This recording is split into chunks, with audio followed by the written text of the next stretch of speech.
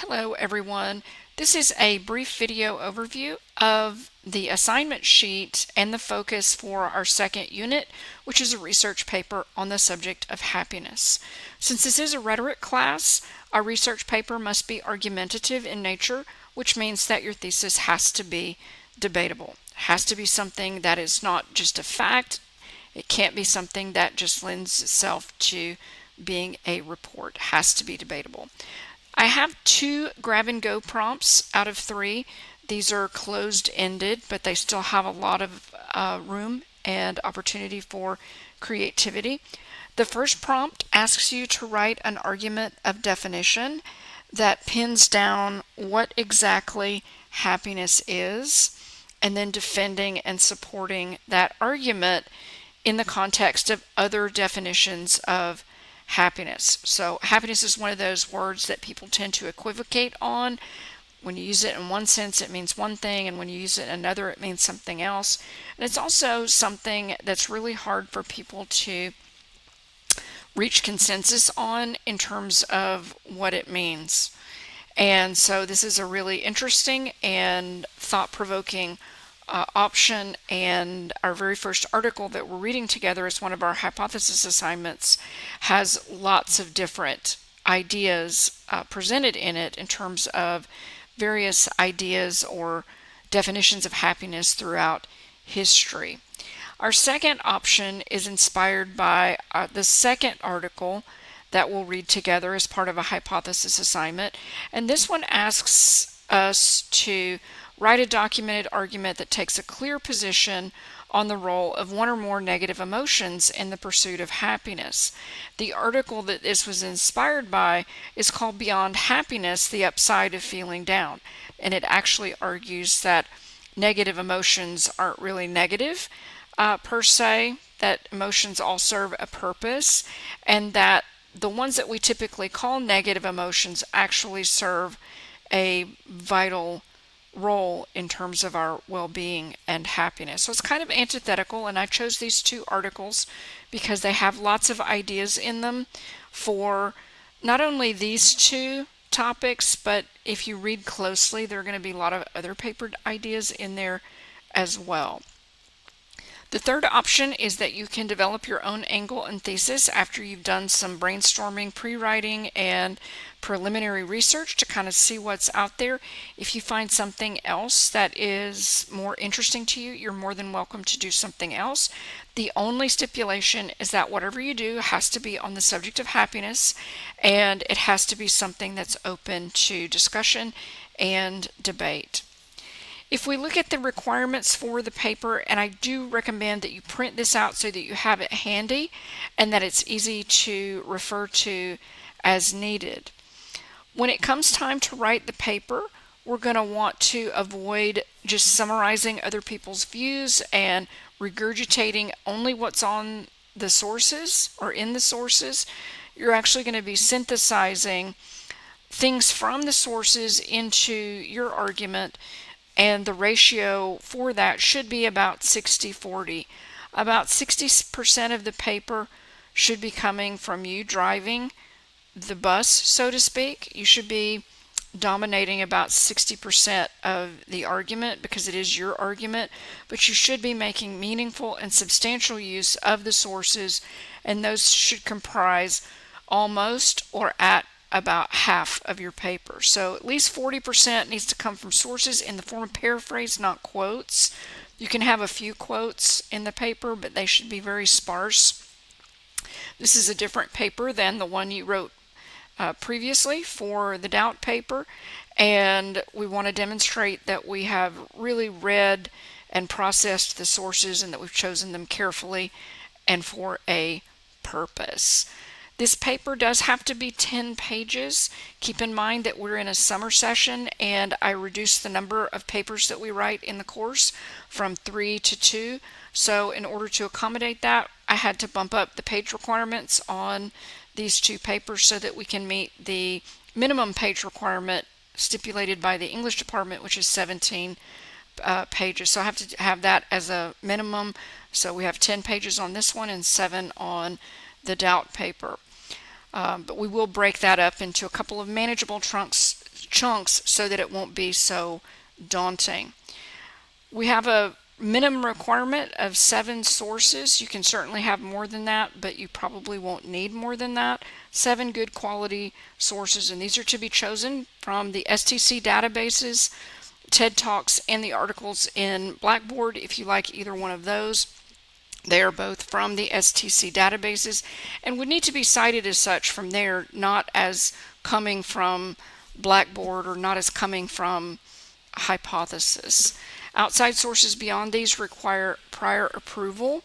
I will be showing you some techniques that are shortcuts to help get ideas and find articles that are academic and are likely to be in, or definitely are in, the STC databases. So you're still going to be looking and searching in the databases, but it's kind of hard to start in the databases for many students, and for faculty too. It's not as quick and easy to search for things there. Wealth of information, but not always super user friendly. So I will show you some shortcuts there, but I just want to remind you that the actual sources for your paper need to come from the databases and TED Talks. You're not required to have any TED Talks, but I highly recommend it because they're typically short, high interest, and they're often by people who are experts in the field that we happen to be looking at, and so I highly recommend that. If you do this, it is important that we have a balance of sources.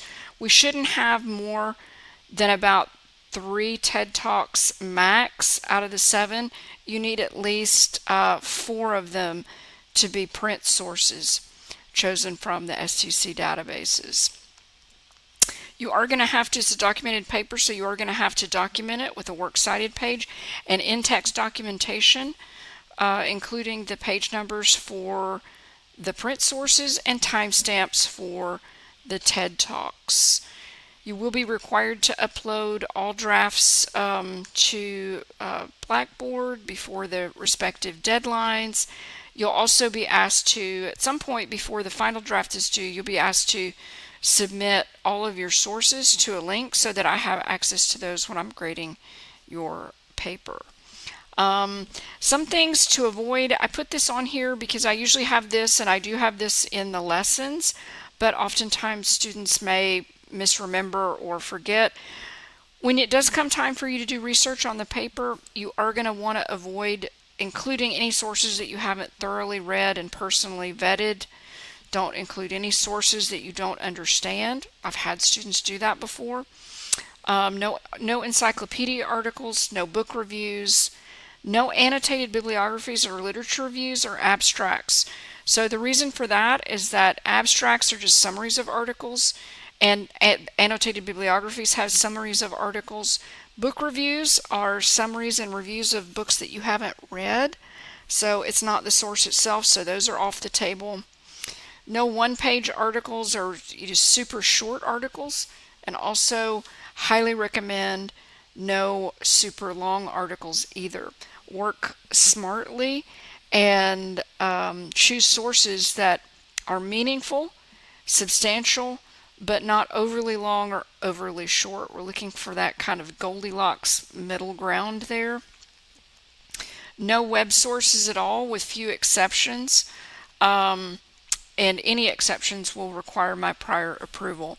Again, I am going to show some shortcuts on the web, but you are going to have to get your official sources, for the most part, from the STC databases and TED Talks. There is a World Happiness Report that some students might find useful. You're welcome to use that. That's a web-based source. When you're in the databases, a couple of other things that you're going to want to avoid are articles that are specific to other cultures or countries, unless that's relevant to your thesis. And I say this because sometimes I'll have students choose something really oddly specific, like self-reported happiness in nursing home patients in India or something like that. And when you have things like that, there are going to be things that are particular to a given country or a culture that may not hold true here. And so you do want to avoid doing things like that. And you also want to avoid choosing books for this, not because books are bad, but because of the compressed nature of this summer session. We don't have, you know, we have a good amount of time to do the paper, but we don't really have time to read whole books to incorporate for the research paper.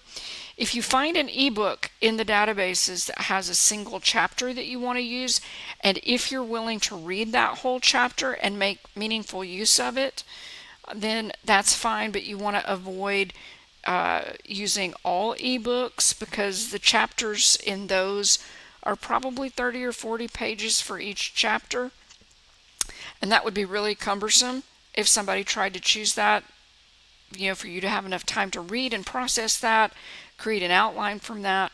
So the smart thing to do is to choose articles and TED Talks. So I just wanted you to be mindful of that from the get-go to save everybody some time and aggravation later.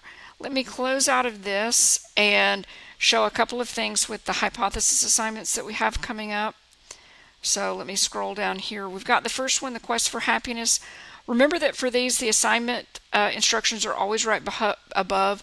Highly recommend that you actually print those out so that you have them in front of you while you're doing them. But if we click in here, and if we also click into the other one, I've done a couple of other things. I have a few annotations from me. The first of which is reminding everybody about how much these assignments are worth, the fact that the PDF instructions are right above these, and the fact that these assignments are really for you. I'm not giving you these assignments just to give you something to do and me to grade. These are to help you with specific aspects of whatever unit that we're working on. So in this first one, I have just a sample annotation from me with one of the tag types on the assignment sheet, and so you can kind of see what the expectation is there. And I just put one example there. In the other one, for the upside of feeling down, and this one argues about the value of negative emotion in general, and specifically in its role toward achieving or being happy. Same thing, I've got a little reminder up here. And for each one of these, by the way, we're wanting to average at least 3 annotations per page. And so for this particular one, I don't remember how many pages the Quest for Happiness is. Probably about 10 also. So it may be more annotations there. For this one, it should be 17 or 20 annotations in total. And one thing that you may want to do when you're doing these, because we're in individual groups for this one, you're annotating for yourself. And one of the tags you'll see on here is, kind of coming up with paper ideas inspired by things that you see here in the articles. So you're going to have some development to these things. And notice from this one thing that I annotated right here, where Matthew Hudson, the author of this article, says that negative emotions are not only crucial to our existence, but also, ironically, to feeling good. And then here's my annotation underneath to paper ideas that I can see.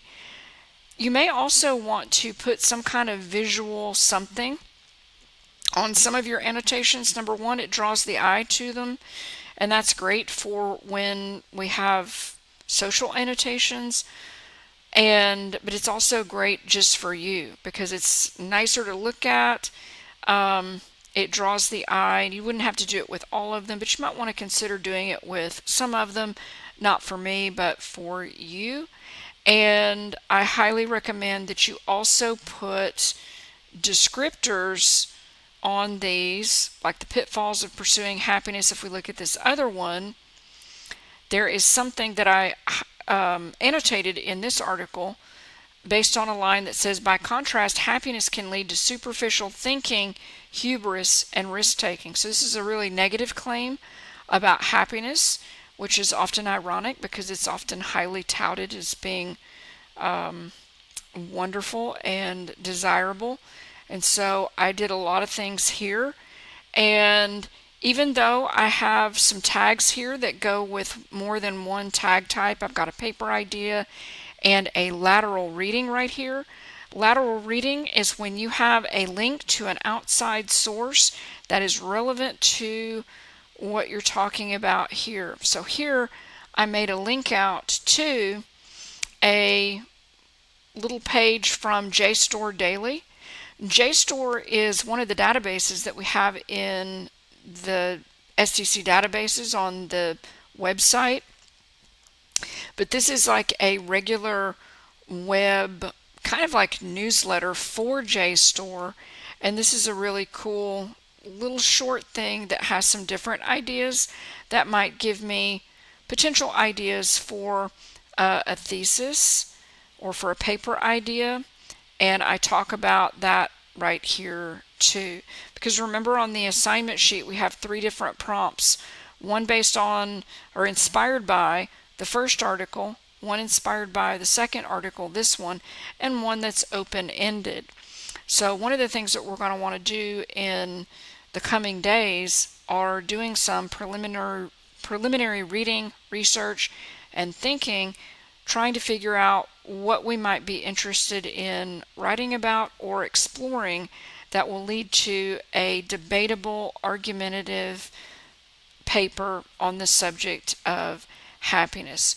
So these are the first couple of things that we need to focus on in the first few days of the unit: the 2 hypothesis assignments and reading the assignment sheet carefully. I'll be posting some other things along with that soon, including, I also wanted to bring up these things right here. I've got a document here that is nothing more than a sign-up sheet for participating in a research group. This will be tied to an assignment, and I need for you to please sign up for the group that you want to be in first. It might take you a few days to kind of figure out which group you want to be in. That's fine. But since we have a short week coming up, our week ends on July 3rd. So we have Monday through Thursday. Then we're off for July 4th. And then the 7th and 8th of next week is kind of like a transition period between the shorter summer sessions, and there are no summer classes on Monday and Tuesday of next week's, the 7th and the 8th, and I will honor that here in the online classes as well. But I do need, this is why I need you to sign up for, which prompt do you want to work with, prompt 1, prompt 2, or prompt 3, which is the open-ended one. Once you indicate that, I'll create some documents so that we can kind of do some group crowdsourcing once we start looking for sources, and it'll be kind of like a little research potluck, if you will, where, like, let's say if you had 3 people in your group or 4 people, each person will find and vet 2 articles or TED Talks, or maybe one of each, for the group to consider. You won't be obligated to use any of those, but it's kind of like working together in groups to potentially reduce the workload for everybody. So even if your group has 6 or 8 sources that they end up finding, and you end up liking 2 or 3 of them, that's 2 or 3 that you didn't have to find by yourself, and you're in a better position more quickly than you would be otherwise. So it's a way to divide and conquer. We're not actually doing that yet. This is just a sign-up sheet. So I need you to come in here, click on Edit Document, and type your name next to, or underneath rather, one of the research groups. And I put sample thesis statements underneath each one just to give you an idea of some of the stuff you could write about. But these are not, the thesis statements that you would have to use for this, but this is the topic right here. If there are, I just put 1, 2, 3 under each one. Obviously, when you get to number 4, please make sure that you continue numbering those. So this is enough to get us started for the week here. The hypothesis assignments are due on Monday and Tuesday of this week, and we've got some things that are due a little bit later in the week before we're off for the holiday. I'll be releasing some other content between now and then, but let me get this out so that everybody can get started on the hypothesis assignments, the assignment sheet, and figuring out maybe which prompt you might want to work with over the next couple of days. That's it. That's a wrap. Y'all have a great day, and I will talk to you soon.